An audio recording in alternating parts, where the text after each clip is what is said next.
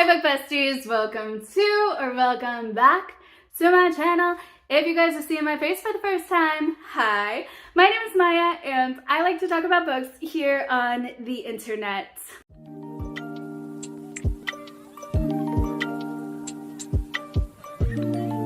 We have a video today and this video was inspired by our book bestie, Ashley Hearts Reading. Thank you so much for tagging me, girl, and also, you know I gotta say it, congrats on your 1,000 subs. Yes, go over and congratulate her. I have no idea what I'm getting myself into. Let's just be very clear. I was tagged in what I think was an original tag by her, I think. Or maybe it was based off of an original tag. I'm not entirely sure, don't quote me on that. I love how I didn't do my research before this video, but you guys, I don't have time to do the research because I'm too busy filming and editing and uploading most of the time on the same day. We're trying to bulk film over here because we got a lot going on over the weekend. We got a lot of social engagements and I have my long work week, which means 11.5-hour days starting at 2 a.m. ending at 2:30 p.m. Yes, I know that doesn't math out right, but I wake up at 2 a.m. to get to my workplace at 3 a.m. because I actually need to wake up before I get behind a wheel. We are gonna get into a Nightmare Before Christmas book tag, but first, y'all know what time it is. On the 7th day of Christmas, my true love gave to me 7 holiday questions, 6 bookish gift ideas, 5 golden reads, 4 mediocre reads, 3 fall reads, 2 TBR games, and a very late reading wrap-up. Yes, so you heard me right. We have 7 holiday questions in this tag, and these are all based off of characters from the Nightmare Before Christmas movie.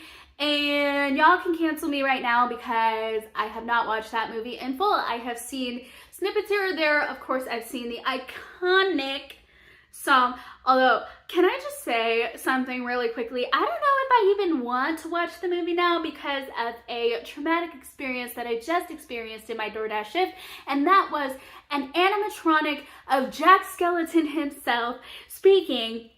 I didn't know it was on, first of all, at freaking 6 a.m. But, okay, so apparently it was on, and it was right next to the door. And y'all, when I tell you, the second that it started speaking, and I jumped, literally jumped, both feet off of the ground, I turned. And what does my little eye spy? A Ring doorbell. But anyways, I digress. So we have our computer here and we are going to answer some questions. And we'll see what this brings us. But first let me actually get to the tag.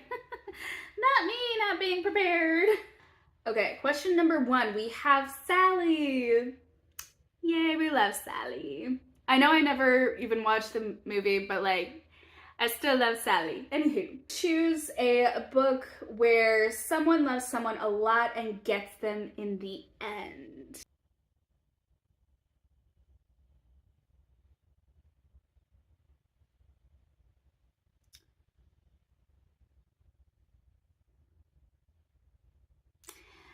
I mean, okay. Okay, I have quite a fair few ideas in my head, but I just thought of another one, and that kind of breaks my heart because I think that character deserved better, to be honest. But should I say it? Or should I go with someone else? Because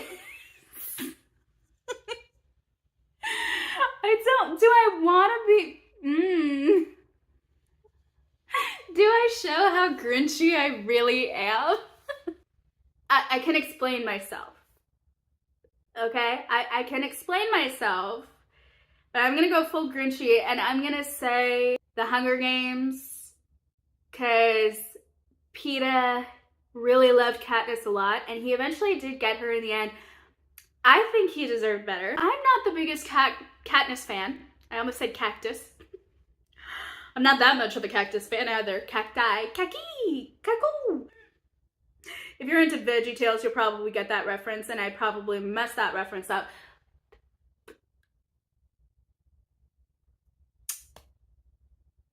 Yeah, I think he deserved better than her. And I think she was so wrong for playing both boys. I don't think she genuinely liked either of them to start off with. I think she did genuinely start to like Peeta in the end. Well, obviously, but like, took her a little minute. I don't know. I just have a lot of feelings. I'm very anti-Katniss, but I will say, you know, at least he got genuine love from her in the end. So, you know, if that's what he wanted, that's what he got. I think he deserved better, but I'll keep my Grinchy thoughts inside. Question number 2, we have Jack. Pick a book with a character that longs for more. I genuinely think that Renegades, our two main characters, are FMC and MMC. I think they both long for more of their world, but I think they long for even more beyond that. I think they are limiting themselves to what they believe is unrealistic expectations based on their situation and circumstance, but I feel like they can actually achieve that level and still go beyond to the surpassing, to the thing that they actually want.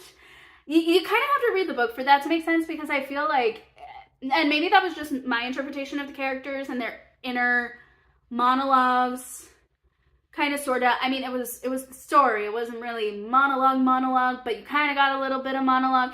It was an interesting writing style and interesting technique to introduce these characters, but I genuinely think that they want more than they will allow themselves to, but the bar that they allow themselves to, I think they'll be able to achieve, even if they don't actually get it in the actual book, because I don't know, because I haven't finished the series yet. I do think that they have the potential to actually get there if they so choose, and if they join forces, which is kind of what we all want, because romance. And it's actually a good type of romance too. It's one I actually get behind. Number 3, 0. Name a book with a sidekick character, and I'm guessing like a good sidekick character. So for this, I'm gonna say friggin' 9 Liars by Maureen Johnson. We got friggin' Nate in the house. Like, that's my son, that's my boyfriend, that's my ideal type for a real life guy. So if you're like sarcastic and funny, but know when to be serious, but like know how to read a room, but like also are very willing to just like go to the side and just like sit in silence, like, call me. JK, but like, Number 4, Oogie Boogie. Name a book with a wicked villain. Okay, y'all, the irony of this answer is not lost on me, but I'm gonna go with Wicked, The Life and Times of the Wicked Witch of the West, Volume 1 by Gregory Maguire.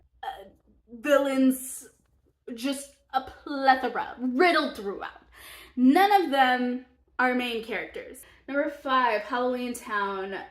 Name a book with a creepy theme. Bro, Graveyard Shift by ML Rio. Just the cover.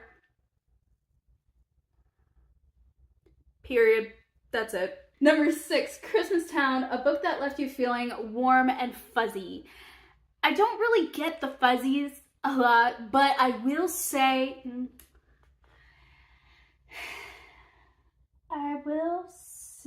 I mean, they're,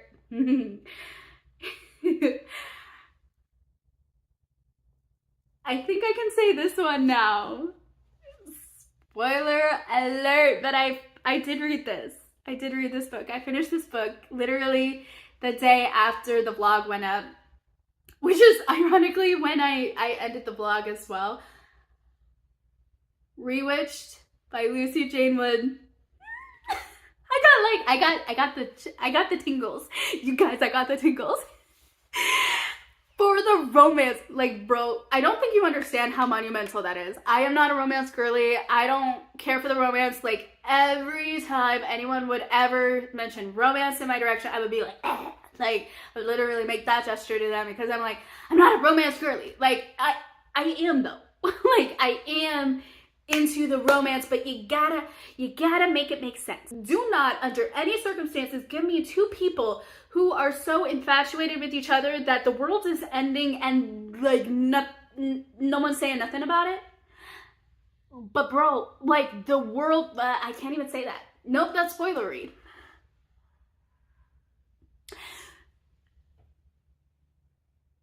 Keep that phrase in mind and just know Rewitch did it right. I don't think that was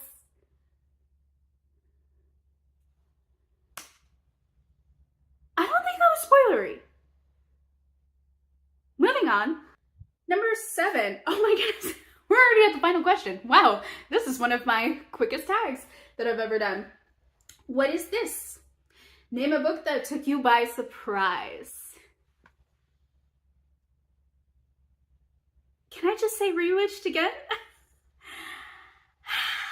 No, I'll be fair. I'll give another book a chance. You know what? Pan's Labyrinth. Pan's Labyrinth by Cornelia Funk, inspired by the movie made by Guillermo del Toro. Yeah, I gotta say, like, I was not expecting a lot of things. I wasn't expecting it to be as dark as it was. I wasn't expecting the writing to be as poetic and fairy-like and atmospheric. And like, I really do mean fairy-like. I don't use that term ever to describe writing. Like, even with Sarah Penner, I find her writing atmospheric, but I wouldn't even say it's fairy-like. You know? Even with her first book, The Last Apothecary, all about freaking witches, I wouldn't say it was fairy-like. And like, I've read some Disney spin-offs too, and I have never really come across an author that did even fairy tale adjacent, other than maybe the Grimm brothers.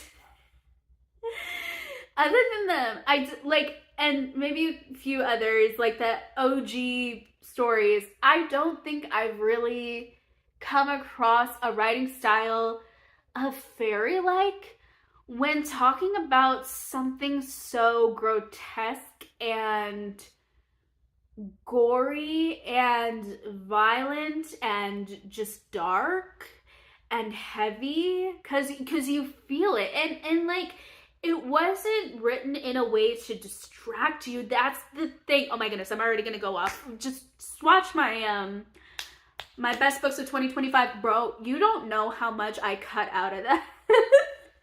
Y'all don't know how much I cut out of just like me going off on the writing of that book. I like going off in the best way, not like in the crashing out way that I did for the worst books of 2025. Yeah. But like, it was